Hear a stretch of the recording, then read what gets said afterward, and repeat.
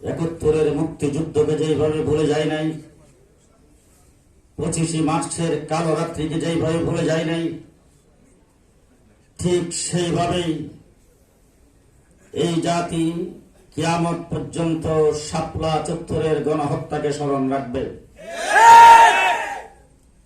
আজকে যারা শাপলা চত্বরকে নিয়ে মিথ্যাচার করে, তাদেরকে পরিষ্কার ভাষায় বলে দিতে চাই, শাপলা চত্বরে গণহত্যা হয়েছিল।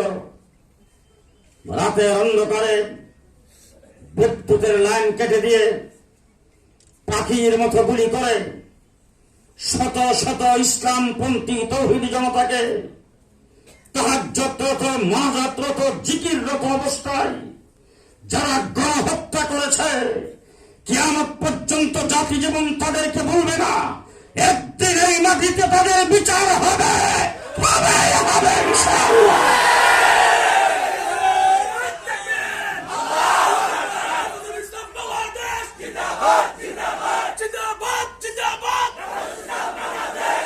সংগ্রামী সাথী ও বন্ধুগণ,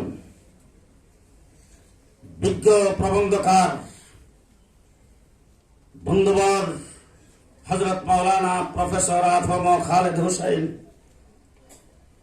অত্যন্ত সুচিন্তিত একটি প্রবন্ধ আজকের এই সেমিনারে উপহার দিয়েছেন।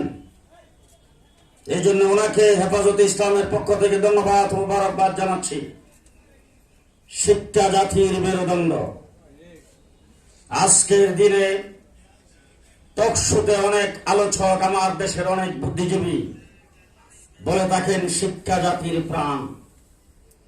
কিছুদিন পূর্বে আমার দেশের মাননীয় প্রধানমন্ত্রী ছাত্রছাত্রীদের সামনে বক্তব্যে বলেছেন, শিক্ষাই সবচাইতে বড় সম্পদ। আমি জিজ্ঞাসা করতে চাই, কোন শিক্ষা সবচাইতে বড় সম্পদ? গত রমজান মাসে ঢাকা ইউনিভার্সিটিতে যেইভাবে রং তামাশা হয়েছে, সাংবাদিকদের প্রশ্নে তারা বলেছেন রোজা রেখেছেন, তারপরেও এটাকে রোজা ভঙ্গের কোনো কারণ মনে করেন না, রোজার কোনো ক্ষতি হবে না। যেইভাবে রঙ্গ তামাশা আমরা দেখেছি, আর কোন মুসলমান দূরের কথা, কোন সভ্য জাতি সেটাকে সমর্থন করতে পারে না। আজকে ধর্মীয় শিক্ষা না থাকার কারণে দেশ যারা পরিচালনা করেন, তাদের কেউ কেউ যখন বক্তৃতায় দাঁড়ায়, বক্তৃতায় বলে ঈদুল আজহার জানাজার নামাজ।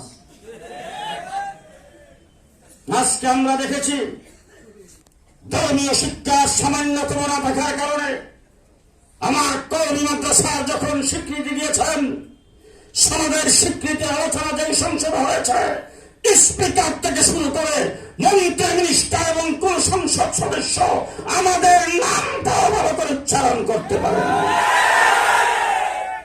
সংগ্রামী সাথী বন্ধুগণ, একটা জাতিকে ধ্বংস করার মূল হাতিয়ার হলো শিক্ষা এবং সংস্কৃতি।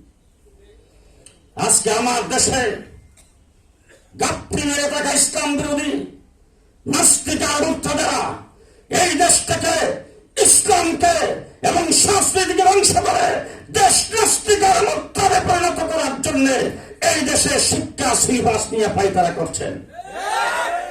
আমরা যখন আওয়াজ করি তখন খুব সুন্দর একটা তদন্ত কমিটি বা সাব কমিটি গঠন করা হয়। আমাদের গ্রাম দেশে বলে শিয়ালের কাছে মুরগ পাখি। কাদেরকে দিয়ে সেই সাব কমিটি গঠন করা হয়?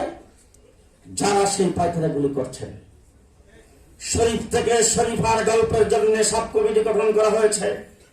শুনতে পেরেছি, রিপোর্ট দিয়েছেন, এটা ইসলামের সাথে সাংঘর্ষিক, তার মধ্যে কিছুই নাই, কয়েকটা আকার ইকার পরিবর্তন করে দিলেই চলবে।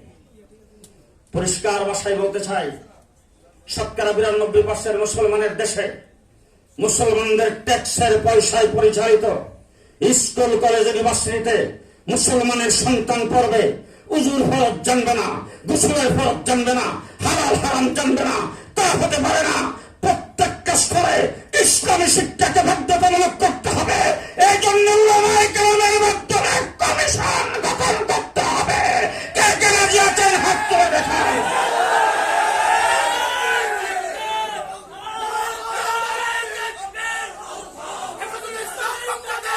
শেষ কথা বলতে চাই,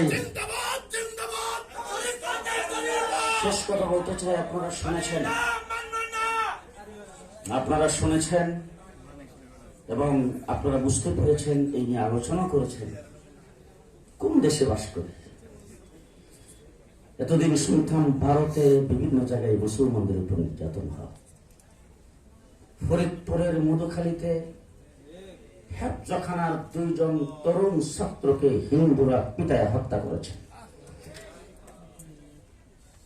আজ পর্যন্ত সেটা কোন প্রকারের কারা হত্যা করেছেন, কেন হত্যা করেছেন, সেই ডকুমেন্টস এখনো তৈরি হয় নাই। একটা লোক দেখানো তদন্ত কমিটি হয়েছে, লোক দেখানো ভাবে কিছু মানুষকে অ্যারেস্ট করছেন, কিছু মানুষের জন্য পুরস্কার ঘোষণা করছেন। পরিষ্কার বলতে চাই, হিন্দুরা এত সাহস কোথাও থেকে পায়?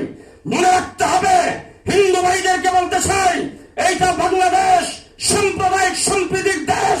আপনারা এই দেশে আপনাদের ধর্ম পালন করেন, কেউ বাধা দেয় না, কিন্তু মনে রাখবেন, এটা গুজরাট নয়, এটা দিল্লি নয়, এটা কলকাতা নয়, এটা কাশ্মীর নয়, এটা 90% মুসলমানের দেশে বাংলাদেশ, বাংলাদেশ, বাংলাদেশ। সুতরাং সাধু সাবধান, সাধু সাবধান। ধর্মকর্ম পালন করছেন এদেশে নির্দ্বিধায়, আরামের সাথে কোনো বাধাবিঘ্ন নাই। যদি এইভাবে মুসলমানদেরকে বৃদ্ধাঙ্গুলি দেখান, এইভাবে যদি মুসলমানদেরকে হত্যা করেন, এইভাবে যদি মুসলমানদের উপর ঝাঁপিয়ে পড়েন, বাংলাদেশে মুসলমান কি করতে পারে সেটাও দেখা দেওয়া হবে ইনশাআল্লাহ। নাসরুন মিনাল্লাহ, ফাতহুন করিম। অবশ্যই মুমিনিন। আসসালামু আলাইকুম ওয়া রাহমাতুল্লাহ।